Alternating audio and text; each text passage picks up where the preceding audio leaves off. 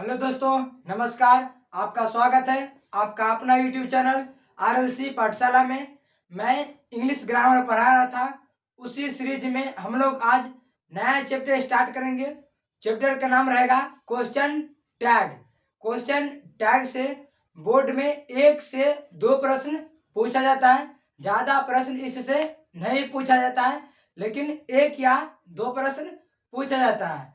Question tag को हम लोग एक वीडियो या 2 वीडियो के अंतर्गत, कम से कम 2 वीडियो के अंतर्गत हम लोग इस चैप्टर को अच्छी तरह से पढ़ लेंगे। सबसे पहले समझते हैं क्वेश्चन टैग कैसे पहचानेंगे कि कोई भी सेंटेंस क्वेश्चन टैग के है या नहीं। तो क्वेश्चन टैग में हमेशा रहता है स्टेटमेंट और टैग। आपको क्वेश्चन टैग के अंतर्गत स्टेटमेंट दिया रहेगा और टैग बनाना होता है। स्टेटमेंट दिया रहेगा और उसका टैग बनाना होता है। इन दोनों को मिलाकर क्वेश्चन टैग के नाम से जाना जाता है। पहले स्टेटमेंट रहता है, उसके बाद कॉमा के चिन्ह होता है, उसके बाद टैग बनाने के बाद अंतिम में क्वेश्चन मार्क का चिन्ह होता है। यही क्वेश्चन टैग का पहचान है। शुरू में क्या रहेगा? स्टेटमेंट, फिर क्या रहेगा? कॉमा, उसके बाद टैग और अंतिम में रहेगा क्वेश्चन मार्क। यानी कि इस प्रकार से व्यवस्थित रहेगा, अरेंजमेंट रहेगा कोई भी सेंटेंस, तो समझ लीजिएगा कि वह क्वेश्चन टैग पर ही बेस्ड है। यानी कि statement, comma, tag, question mark. हमेशा ध्यान में रखना है आपको। स्टेटमेंट दिया रहेगा, उसका टैग हमको बनाना पड़ता है और बेहद ही आसान होता है। तो इसमें कुछ 4 से 5 रूल हैं।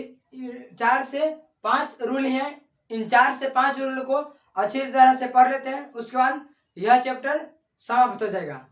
तो पहला रूल बोल रहा है स्टेटमेंट। ध्यान से सुनिएगा, क्योंकि छोटा सा चैप्टर है और बहुत ही इंपॉर्टेंट भी है। स्टेटमेंट का सब्जेक्ट टैग बनाते समय स्टेटमेंट में जो सब्जेक्ट रहेगा, टैग में भी वही सब्जेक्ट को हमको लिखना होगा। स्टेटमेंट में जो सा सब्जेक्ट का उपयोग होगा, वही सब्जेक्ट हम लोग टैग बनाते समय उपयोग करेंगे।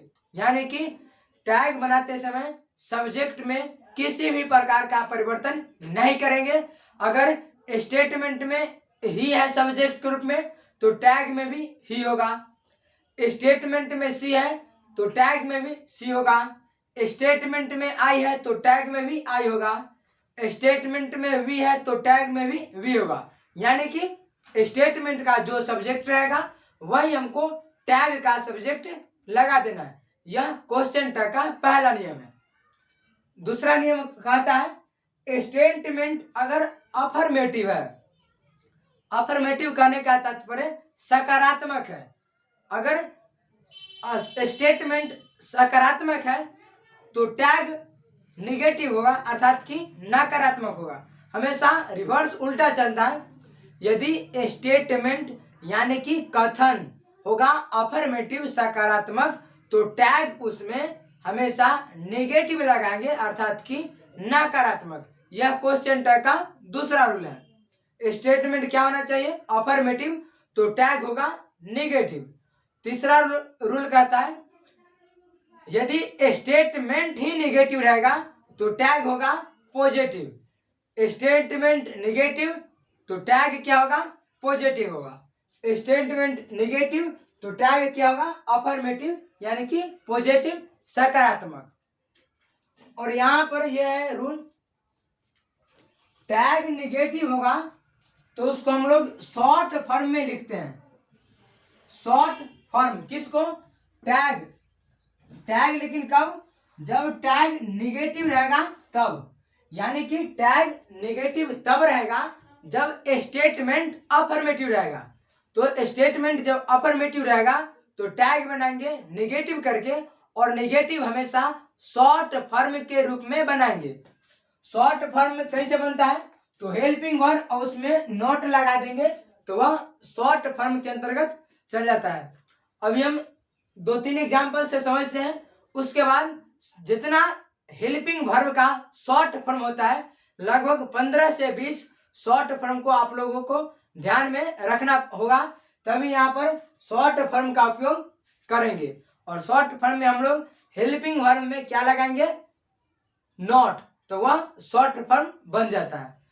तो एक बार और रिपीट करते हैं। स्टेटमेंट का सब्जेक्ट, टैग का subject, statement affirmative, tag negative, statement negative, tag affirmative. अगर टैग निगेटिव है तो उसका हम शॉर्ट फॉर्म लिखेंगे, और short form helping verb plus not की सहायता से लिखेंगे।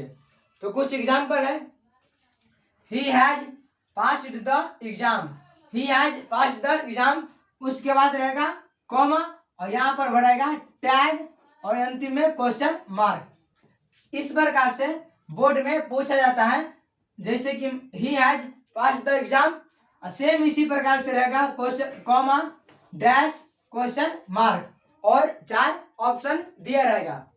तो हम लोग टैग के क्वेश्चन टैग में पहला रूल पढ़े हैं, स्टेटमेंट का सब्जेक्ट टैग का वही सब्जेक्ट होता है, सब्जेक्ट में किसी भी प्रकार का परिवर्तन नहीं होता है। तो यहाँ पर he has passed the exam, इसमें ही क्या है, सब्जेक्ट के रूप में है। ऐसा माना जाता है किसी भी सेंटेंस में शुरू में एज अ सब्जेक्ट रहता है और अंत में एज अ ऑब्जेक्ट रहता है, लेकिन यह 100% नहीं है, लेकिन ऐसा जनरली सभी प्रकार के टेंसेज में सेंटेंस में दिखाया जाता है कि शुरू में रहता है सब्जेक्ट और अंतिम में ऑब्जेक्ट रहता है। तो यहाँ पर ही क्या है, सब्जेक्ट। तो स्टेटमेंट का जो सब्जेक्ट रहेगा, टैग का भी सब्जेक्ट वही होगा। तो यहाँ पर हम लोग लिखेंगे ही। उसके बाद दोबारा पढ़िए, स्टेटमेंट अफर्मेटिव है तो टैग क्या होगा, निगेटिव होना चाहिए। He has passed the exam, इस सेंटेंस में कहीं पर भी, यानी कि स्टेटमेंट में कहीं पर भी निगेटिव का चर्चा नहीं है, तो हम लोग टैग निगेटिव बनाएंगे, और निगेटिव हैज प्लस नॉट, तो बनता है हैजेंट। अभी हम लोग 15 से 20 शॉर्ट फॉर्म को बात करेंगे, उसको ध्यान में रख लीजिएगा। तो यहाँ पर होगा हैजेंट, हैजेंट ही। अब ये पूछ सकते हैं कि पहले ही क्यों नहीं लिखे और बाद में हैजेंट क्यों नहीं, क्योंकि क्वेश्चन टैग का एक्सटेंशन ही बोल रहा है। पहले स्टेटमेंट होगा, उसके बाद कॉमा रहेगा और टैग, और अंतिम में क्वेश्चन मार्क। हम लोग जानते हैं क्वेश्चन मार्क यानी कि इंट्रोगेटिव सेंटेंस, प्रश्नवाचक वाक्य।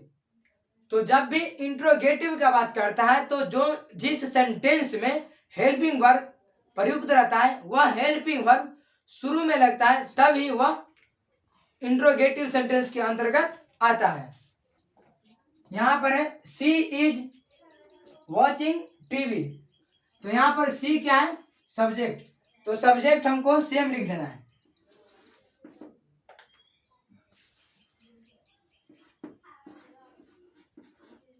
उसके बाद हेल्पिंग वर्ब क्या है, इज, तो इज में क्या लगाएंगे, नॉट, इजंट, तो यहां लिखेंगे इजंट, यानी कि कॉमा से इधर वाला होता है स्टेटमेंट और इधर जो बना वह होता है टैग। तो बोर्ड में कुछ इसी प्रकार से प्रश्न पूछा जाता है। तो केवल इन 4 रूल को ध्यान में रख लीजिएगा, और अभी बताएंगे हम लोग शॉर्ट फॉर्म। उन शॉर्ट फॉर्म को ध्यान में रख लीजिएगा तो आसानी से 1 या 2 प्रश्न पूछा जाता है जो सॉल्व कर लीजिएगा। अभी देखते हैं सभी प्रकार के, जो कि टैग अगर निगेटिव रहेगा तो उसका शॉर्ट फॉर्म किस प्रकार लिखेंगे।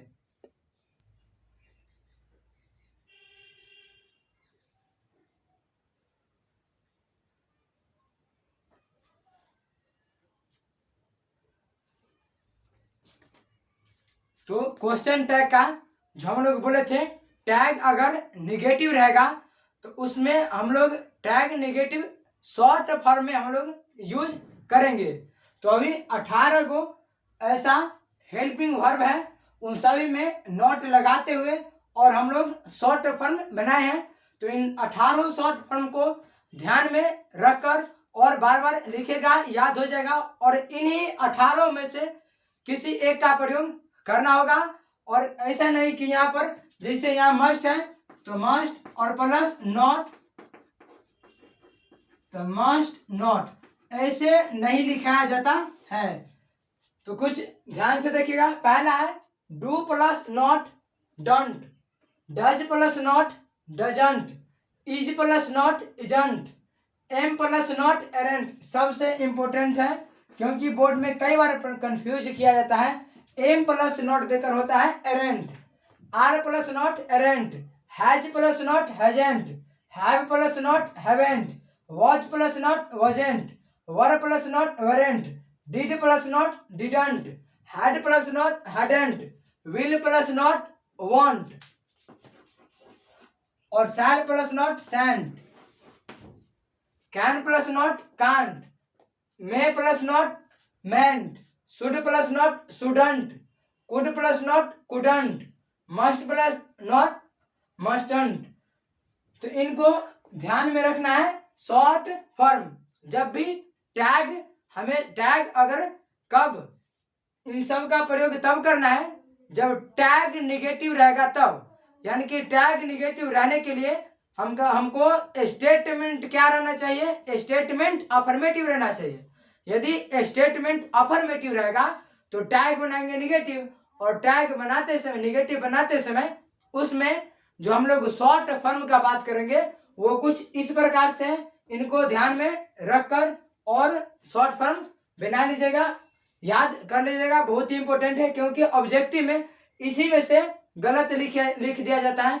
जैसे कि अगर कैन प्लस नॉट, तो इसका शॉर्ट फॉर्म ऑब्जेक्टिव में ऑप्शन में कैन नॉट लिखा हुआ रहता है, जो कि यह गलत होता है, कांट होता है। तो इसको प्रैक्टिस कर लीजिएगा। 18 को है, सभी जितना भी हेल्पिंग वर्ब होता है उन सभी हेल्पिंग वर्ब का नॉट लगाते हुए हम लोग शॉर्ट फॉर्म बनाए हैं, और इसी शॉर्ट फॉर्म पर यह चैप्टर आधारित है।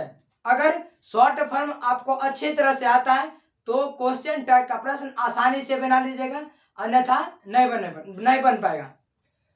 तो आज क्वेश्चन टैग स्टार्ट किए थे, यहाँ तक बताए हैं। इसमें 4 से 5 रूल और है जो कि अगले वीडियो में ही कुछ प्रश्नों के साथ क्वेश्चन टैग को हम लोग प्रैक्टिस कर लेंगे, जिससे अच्छी तरह से यह चैप्टर समझ में आ सके। मिलते हैं अगले वीडियो में अगले रूल के साथ। जय हिंद।